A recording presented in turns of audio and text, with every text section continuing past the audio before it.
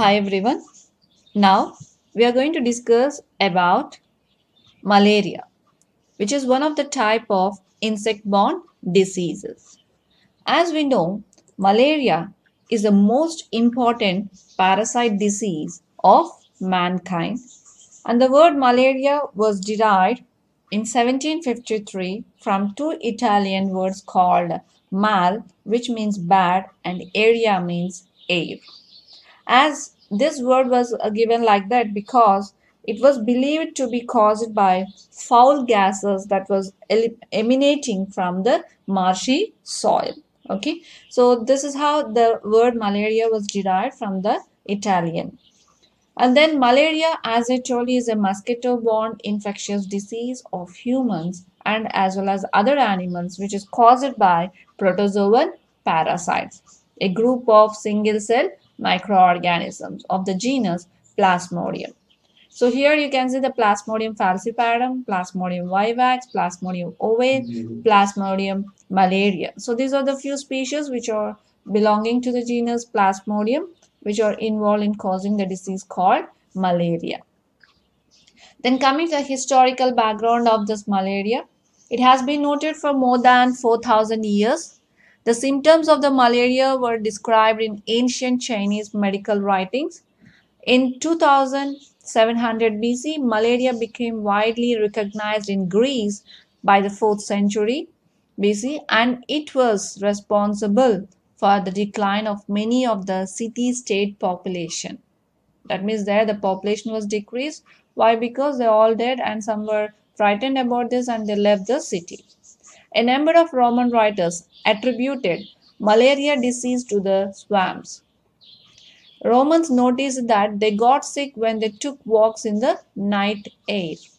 In 1880, a French army doctor called Charles Louis Alphonse Laurent first observed parasite in patients' RBC. So he is the first person who observed it.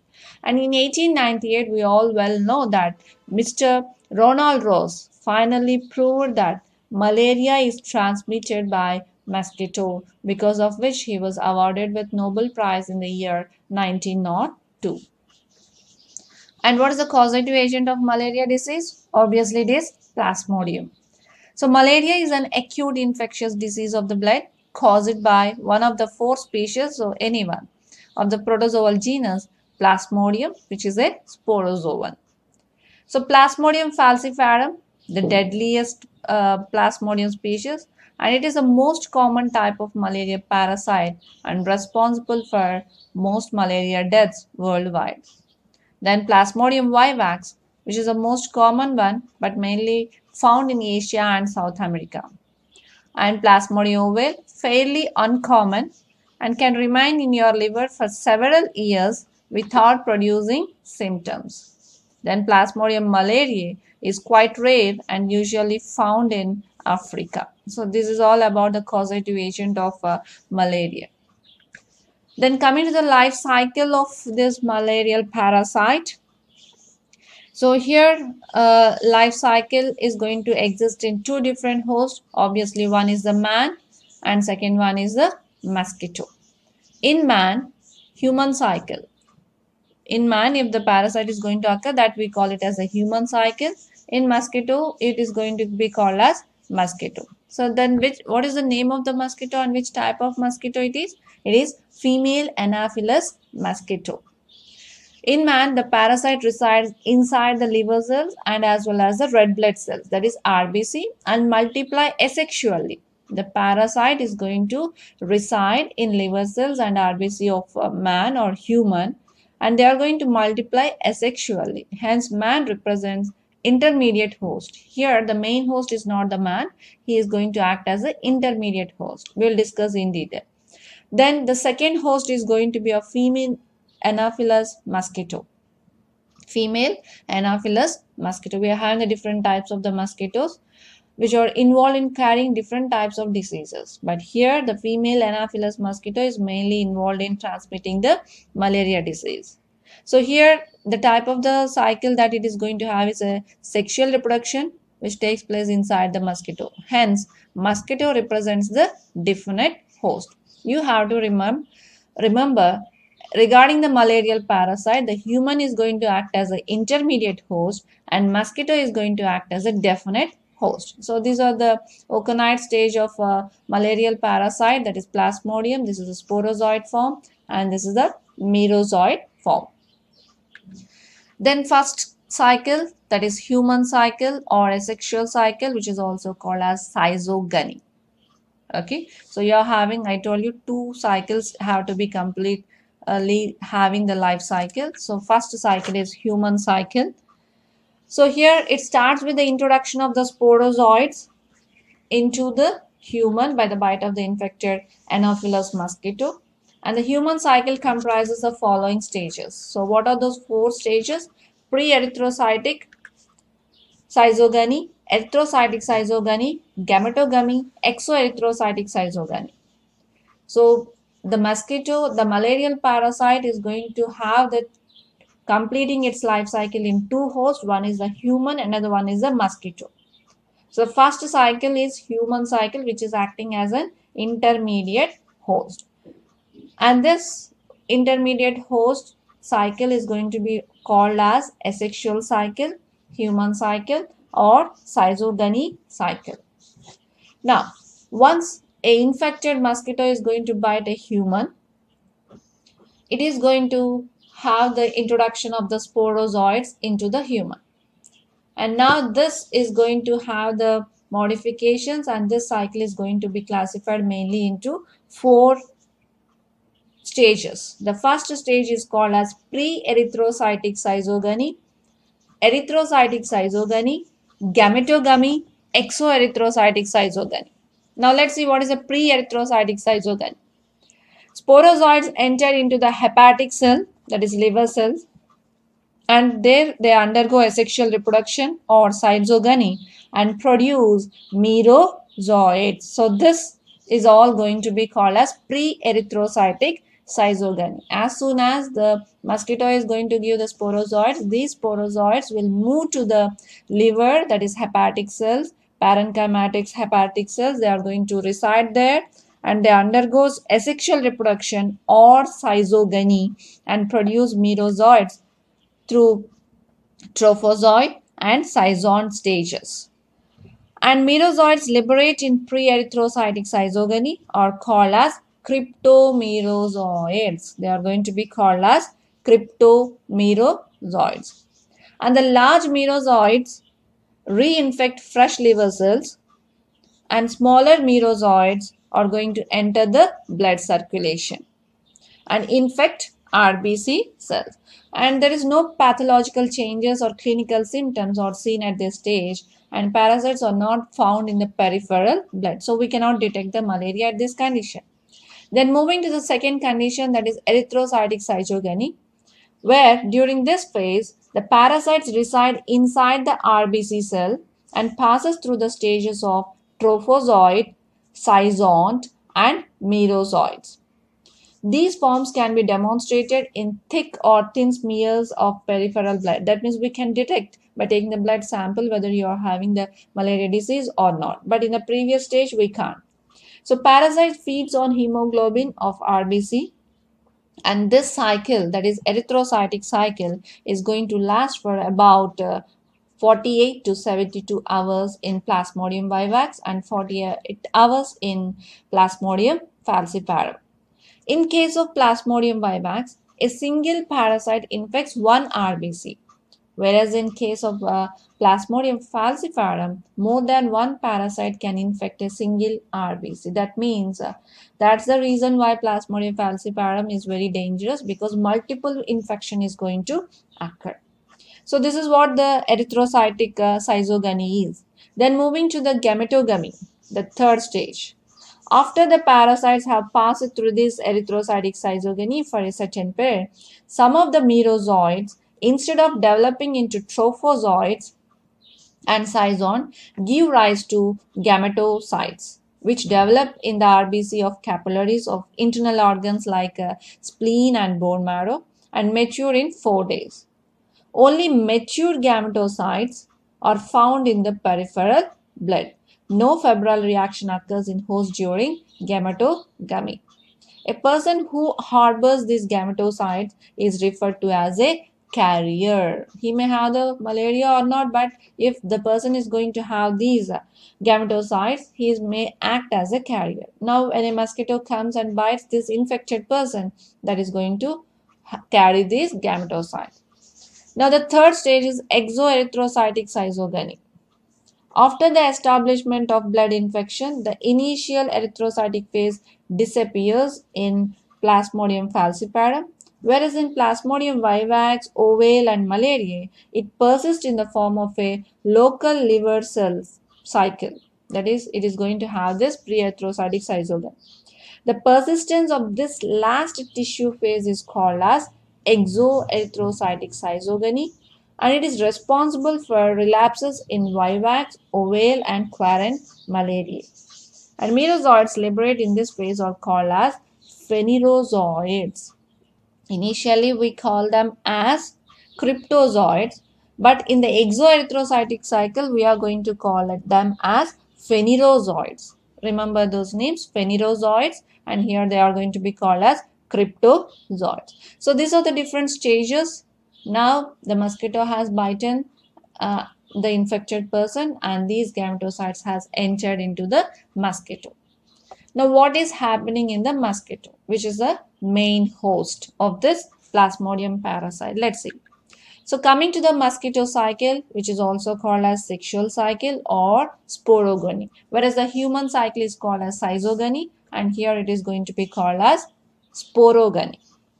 So when a female Anopheles mosquito is going to suck blood containing gametocytes from an infected host, both sexual and asexual forms are ingested, but only the mature sexual forms develop and the rest will die. Okay. In mosquito gut, from one microgamete which is going to be of about 5 to 8 thin thread-like filament microgametes are formed. From one macrogamete, only one macrogamete is going to develop. So you are going to have the more number of microgametes, and only one macrogamete is going to develop. Microgametes are attracted by chemotaxis toward this macrogamete, and one of the male gamete attaches and then penetrates into the female gamete, and fusion occurs between male and the female gamete, and a zygote is going to be formed. And it lengthens into a stage called as eukaryote. So that we will see. It is going to be of, here it is eukaryote. So now once it is going to be of eukaryote, so what it is going to do? This eukaryote comes to lie in contact with the peritrophic membrane, and this is going to secrete proteolytic substances and causes lysis of the host cell. So it is going to lyse the host cell membrane and enters the cell and rests against the external border of the cell basement membrane, where it develops into oocyst. Oocyst is going to be of a spherical, surrounded by a capsule, contains a single vascular nucleus. Now this oocyst will enlarge and mature and divides by meiosis and mitosis to form a large number of haploid sporozoites. Now once the oocyst ruptures around the 10th day of infection, these sporozoites are going to be released into the body cavity of mosquito, that is hemocoel of mosquito, and distributes into various organs through the circulating fluid. Now the sporozoites have a special predilection towards salivary glands and gets concentrated in its duct. At this stage, the mosquito becomes infective. Now this infective one is going to bite a new person, and it is transmitting the malarial disease. So this is the overall cycle that is occurring in the mosquito, which is called as a sexual cycle. So once again, what we are going to have in the gut, from you are going to, once the mosquito is going to bite an infected person, the gametocytes enters into this mosquito gut, and from one microgametocytes, we are going to have a 5 to 8 number of microgametes, and we are going to have only one macrogamete. and they are going to, one microgamete is going to join with the one macrogamete after development and forms fertilization and forms a zygote, and now this zygote is going to enlarge in size or lengthens into the structure called as oocyte. Now this oocyte is going to come in contact with the peritrophic membrane and it penetrates by secreting some sort of proteolytic substances, and then there it rests and again as the external border of the basement membrane and develops into a structure called as oocyst, and this oocyst is going to enlarge, mature and divides by meiosis and mitosis to form a large number of haploid sporozoids. Now these sporozoids around the 10th day of infection releases into the body cavity of the mosquito, that is hemocoel, and distributes into the various organs circulating through the circulating fluid. Now the sporozoids, once they reach the salivary glands, and there it is going to get concentrated. At this stage, that infected mosquito, if bites in person, the person also going to have the infection of the malaria. So this is all about the life cycle of this Plasmodium parasite. Then here you can have the complete picture. So cycle in human is going to have the 4, that is going to be of a pre-erythrocytic schizogony, then erythrocytic schizogony, then gametogamy and exoerythrocytic schizogony. Then life cycle in the mosquito.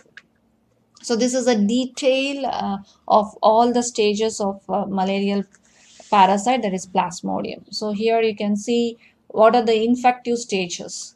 Okay, this is all the things that are occurring in the mosquito, and these are all the stages that are occurring in the human. So sporozoids enters, this is called as exoerythrocytic cycle, and they enter into the erythrocytic cycle. Erythro means RBC.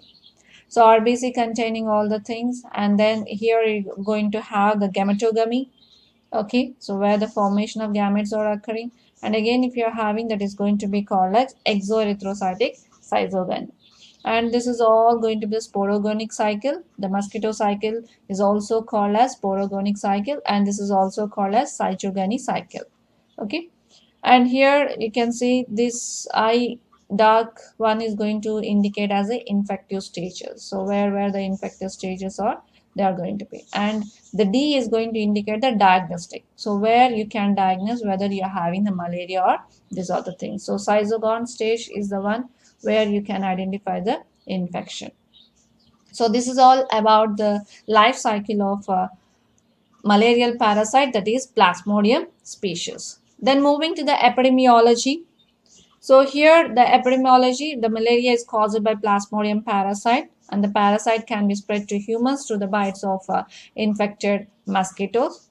Because the parasite that cause malaria affect RBC cells, people can also catch malaria from exposures to infected blood, including from mother to unborn child through blood transfusion or by sharing the needles used to inject drugs. Okay. Then moving to the pathogenicity and clinical features. Infection with Plasmodium causes intermittent fevers, which are known as malaria.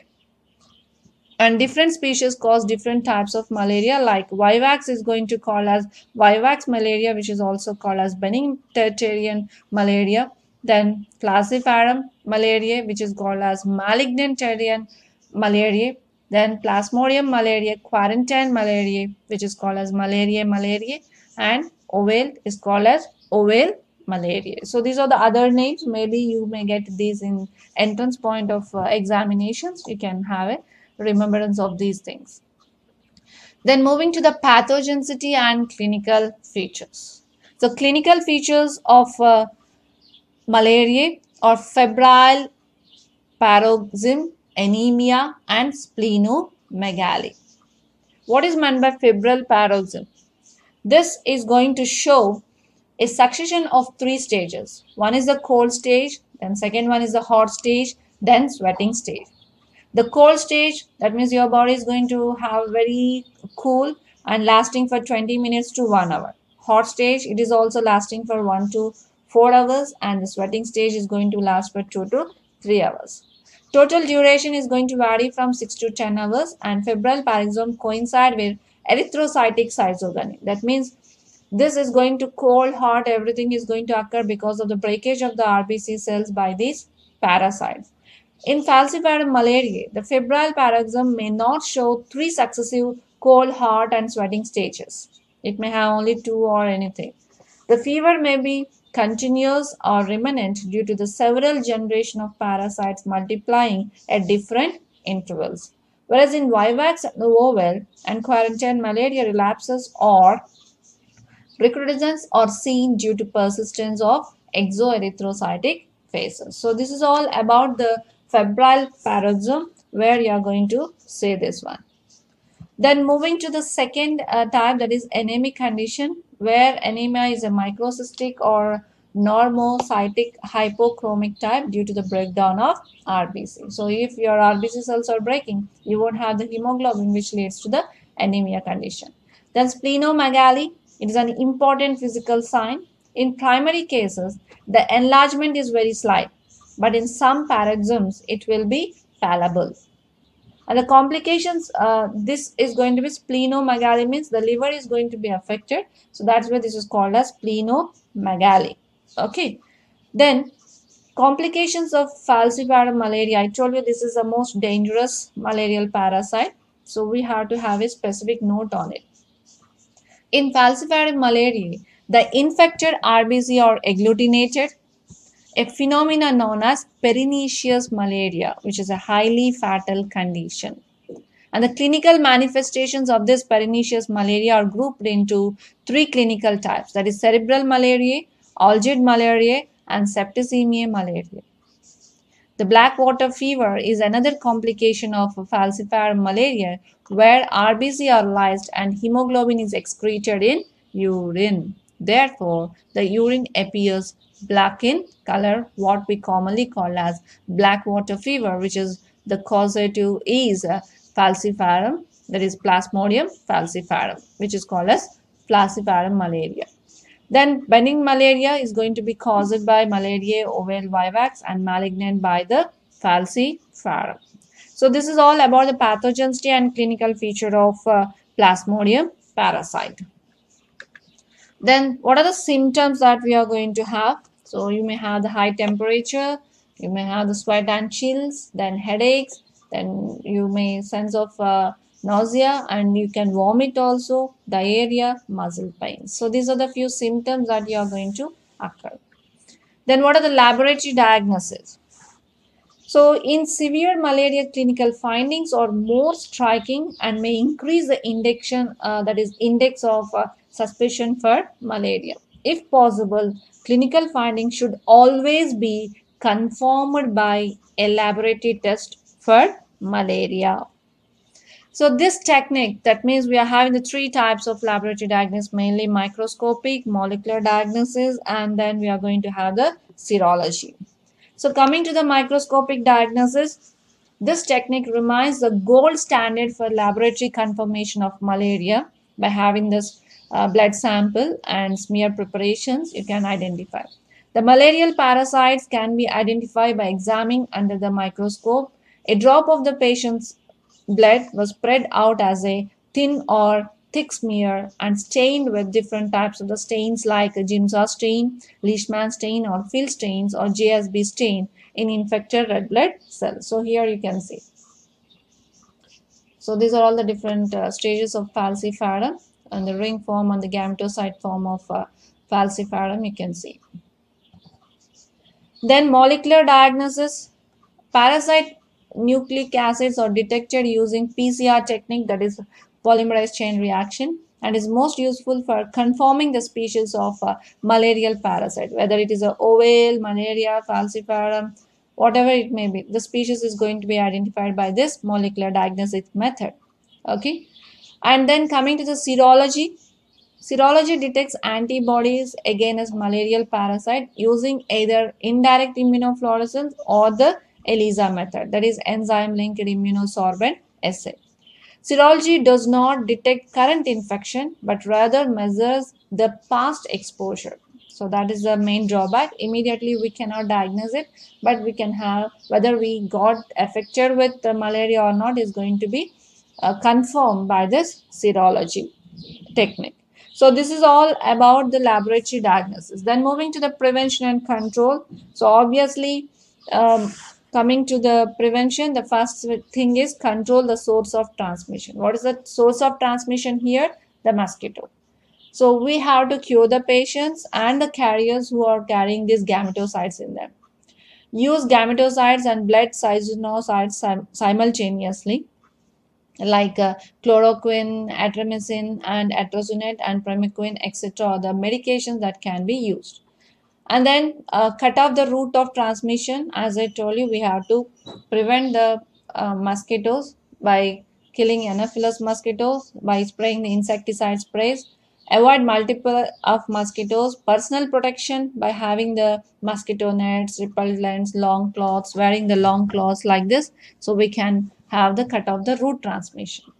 Then protection of susceptible population, that can be done by active prophylaxis, that is by vaccination method, and under development is by passive prophylaxis or by chemoprophylaxis. So we can have anything, active prophylaxis, passive prophylaxis, or the chemoprophylaxis. And in the chemoprophylaxis means treatment with the medication like chloroquine, mefloquine, doxycycline, and pyrimethamine. So these are the few medicines that were used in controlling or curing the malarial disease. So this is all about the prevention and control of malarial disease. So this, we are going to end our malaria disease discussion. I hope so you understood well. Thank you.